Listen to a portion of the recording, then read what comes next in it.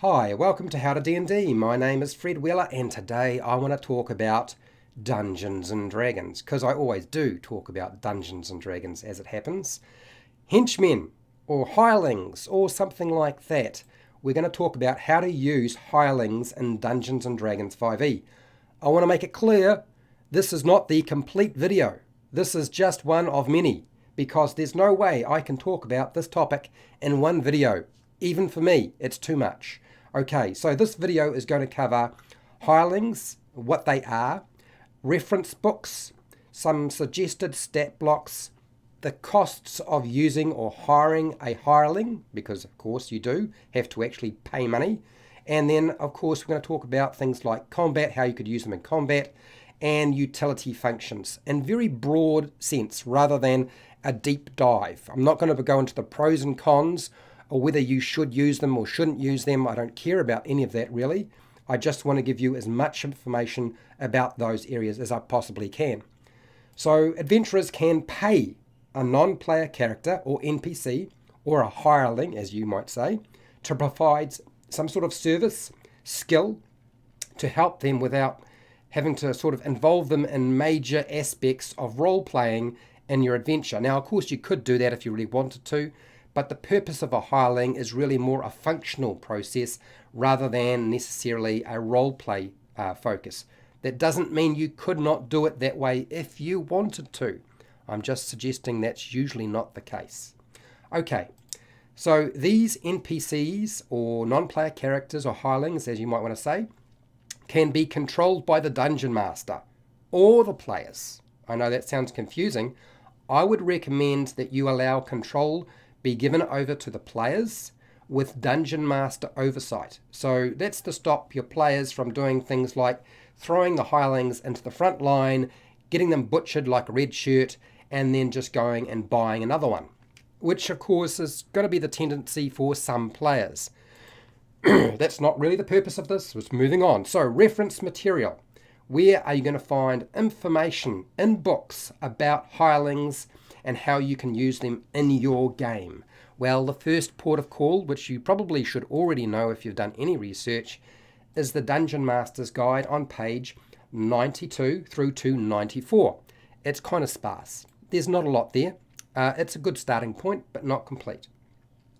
Then if you turn to the Monster Manual on pages 342 through to 350, you'll find a whole bunch of stat blocks that you could use as a hireling or a sellsword or a sidekick or something like that. You could just use them as they are, or you could modify them, that's fine too. Next, the Player's Handbook on page 159. How much does it cost to actually have a hireling is covered on that page. It's there. It's not an exact science. There is some discretion required by the Dungeon Master. You will have to make some decisions. Okay, next. I'm almost there. We're almost there. The Dungeons and Dragons Essentials Kit, the rule book on pages 63 through to 64 has sidekick rules. Yada! Really useful actually, probably the more useful aspect out of all the references that I've given you so far. The last one out of my exhaustive list is Volo's Guide to Monsters on pages 209 through to 220. A bunch of stat blocks that you could use as an NPC or a hireling for your party. So there are your resources that you can start with. Now, let's talk about what you can use hirelings for in your game, because that's really why you're here. No other reason, right? So what can you use hirelings for in your game? There's really two aspects. There is combat and there is utility.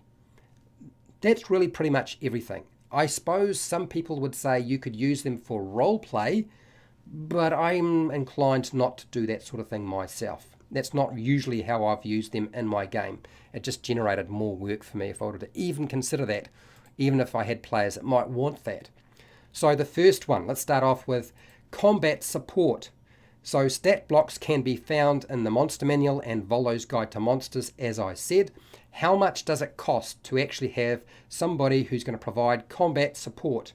Well, about 2 gold pieces per day, roughly in that vein. They're more expensive because they're putting their life at risk, so they're going to charge more compared to some other hirelings that have a utility function. And why shouldn't they? They are risking their lives after all. Okay, so let's look at combat support, our first aspect of combat support. And I have 6 things I want to say. First off, combat support usually consists of a hireling, but they can also be called a sellsword or a henchman, henchwoman if you prefer that term, a companion, cohorts, retainers, sidekicks, but they all sort of function in the same way with regard to combat. They fall into 4 brackets. That is the warrior, who is going to be doing some sort of fighting up front or at range, depending on what you want. The mage, who casts spells of an arcane nature. The healer, who's casting some sort of divine spell. The expert, who's really good at doing stuff, like any kind of skill you can think of, they're the person to go and talk to. There are some pros and cons to using them in combat, but that is not this video, so we're going to move on. Then you have what's called a follower, and I consider a follower to be something like a squire, an acolyte, or an apprentice. An apprentice is probably a really good example, such as the sorcerer's apprentice, Mickey Mouse here. They have no cost. They just follow you around, do what you tell them to do, and generally are trying to learn from you. And of course, at some point, they will become a full-fledged whatever they are. Okay. Now, why would we want to use something like a combat support NPC or hireling in our game? Well, usually it's going to be because the party is short on player characters. So what do? You go and hire somebody to help you out. Because what's better than 3 players? 4 players. And what's better than 4 players? 5 players. And why would you do that? So that as a dungeon master, you don't have to worry about modifying every single combat encounter that has been built for 4 to 5 player characters. An easy fix, right? Then what about those strongholds? Your players have got themselves a stronghold. They need guards. They need somebody to protect your stronghold, to keep the riffraff out, possibly even keep them out when things go bad. Who knows? What about if they have a wagon train? They're traveling from one location, point A to point B. They've got a wagon train. You want to take somebody who can act as a guard, put them on a horse, don't make them walk. That's kind of ridiculous.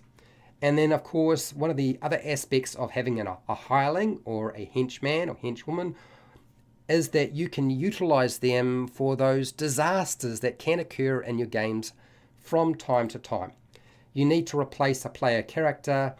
They can be updated, these hirelings. They can be updated and replace the dead player character that occurred during your game. And of course, hopefully the body count is not too high. Therefore, you don't have to worry about bringing in too many different hirelings all at once. Okay, I'm just playing with you.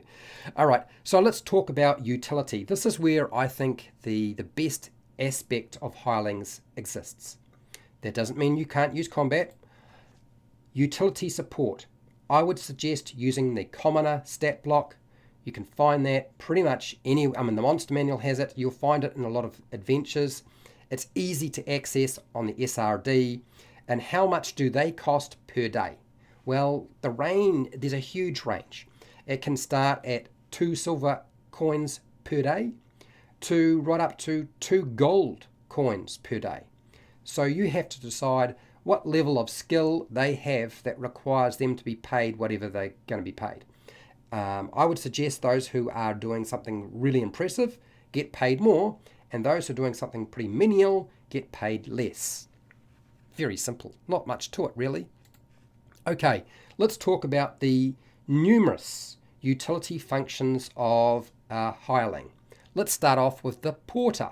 Why not a porter? Because somebody needs to carry something, right? Porters carry gear, equipment. They can carry an animal cage if you've got to carry animal cages to go and grab some sort of creature without butchering it and bring it back to a zoo or something like that. Carrying food if you have a lot of food you have to carry and you can't hunt because there's no food anywhere to be seen. You can't shoot animals, whatever. Or you have to carry all those treasure chests.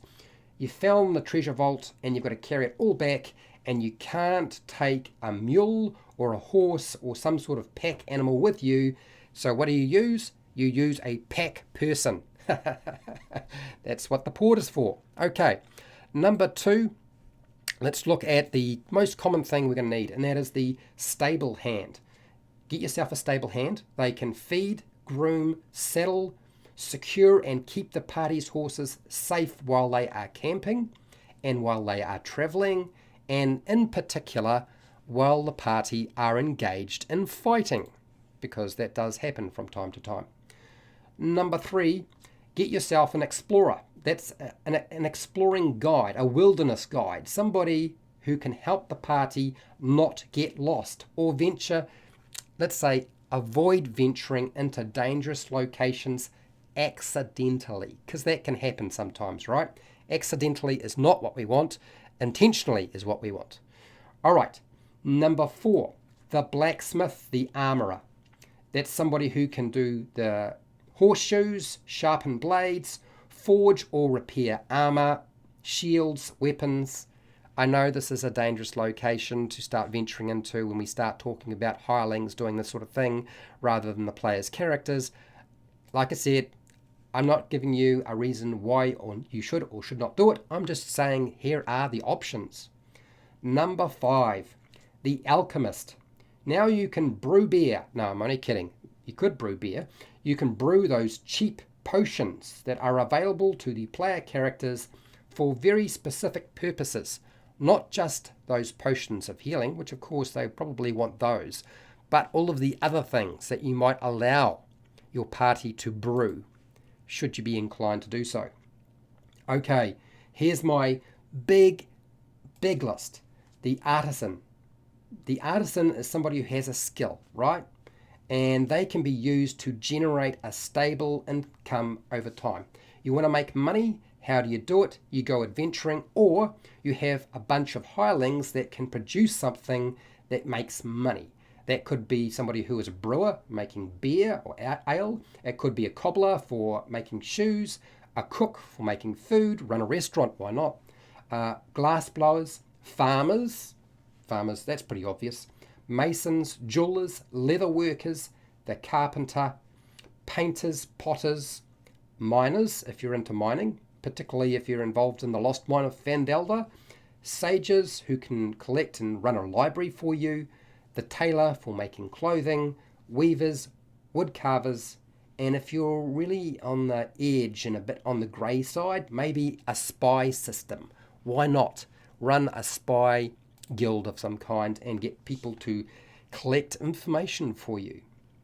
Okay, so number 7 is the mage scribe, to allow you to transfer spells onto a scroll so you can cast those spells from the scroll rather than using those spell slots. Or what about creating a backup spell book, or should I say backup spell books? Multiple books, not just one, but many books. You can already see there are quite a few different options available to hirelings that are just utility based. And yes, some of them do sort of fall into the category of combat. Number 8, I am not finished, is the weapon valet, or valet, if you want to call it that way. I mean, I don't care. It's basically a guy or a person or a creature who carries all of the party's extra weapons and stuff. They might even be the one who has the bag of holding, because it makes more sense. They have the bag of holding and they hand the stuff to whoever needs it when they need it. Why not? I think it's quite a good idea. Next is number 9. That is the campsite staff. That's right. You need a campsite staff member. They could also look after horses and sharpen weapons, do the cooking if you don't want to do the cooking, do the cleaning, do the sentry duty, or at least some of the sentry duty, depending on how many campsite staff you have. If you have like 4 or 5, then they can do all of that. But if you only have 1, then that's a little bit different. You're going to have to sort of slide them into the roster somewhere. Number 10, what about the crew for a ship? That's right, what do? They sail the ship for the party, while the party go and do other things. They also keep it clean. So I like the idea of a ship's crew, and I think it's actually probably one of the more common things that we utilize. We call them NPCs, but in many cases they're really a hireling. Number 11, one of my favorites, and that is the home-based steward. This is somebody who does all the cleaning, restocking the supplies in the home base or the stronghold, commands the guards and tells them what to do and when they have to get up and when they have to go to sleep and when they have to eat and all that sort of stuff. And also the individual who answers the door when somebody comes to the door and collects the newspaper each day so that you can read it at your dining table. Yes, Alfred is a good example of that. Number 12, the animal or dog master. This is somebody who makes sure the party dogs are fed, they are watered, they are cleaned, and they perform their sentry duty so that the party don't have to do it themselves. Dogs are probably better at it than the players' characters. Number 13. We were getting there. I told you it was a long list. The torchbearer. They stay in the middle of the party while they are adventuring. They provide light. It could be from a torch, or better yet, use a lantern. Don't muck around with the light cantrip or a torch which doesn't generate that much light. Get somebody to actually carry a full-blown lantern and then give them armor and a shield and just stick them in the middle of the party. Why not? I think it's quite a good idea. Makes far more sense, gives you more visibility in darkness. Number 14, the animal companion for hunting and tracking down whatever you need to track down. I would suggest going and seeing my video on animal companions because I have gone into this in a lot more detail in that video rather than in this video. And yes, I suppose you could say that an animal companion isn't necessarily a hireling, but I'm going to say at some point you've got to either find it or buy it. So I'm going to say yes. There's a bunch of people who are probably jumping up and down and saying, Fred, why have you not suggested anything regarding strongholds and followers? Well, I just did. You could go and check out that book if you want. But given that the whole book is dedicated very much to strongholds and followers, I'm not really going to suggest that you go and buy a book for just one purpose in your game. Unless, of course, it's going to play a huge factor in how you run your game in some way. Now, I'm hoping that this covered pretty much all the things you needed for today. And if it didn't, do not worry, because there will be more videos on the topic, because I'm the sort of person who tries not to make my videos an hour long. 10 to 20 minutes seems to be the going pattern. Okay, if you found this video useful, fantastic. I have a whole bunch of videos on strongholds, how to build them. You're welcome to go and check them out. If you are a dungeon master or a player and you want advice or video content on other topics regarding Dungeons and Dragons, then I have plenty of videos on those topics. You're welcome to go and check those out. You want to support the channel? Great. You can do that through Patreon. You can use the affiliate links to the book depository and Amazon down in the description. I have a merchandise shelf underneath all of my videos where you can buy merch, or you just watch my videos. I get paid AdSense revenue as long as you don't have an ad blocker running. Okay? And till next time, keep rolling those 20s.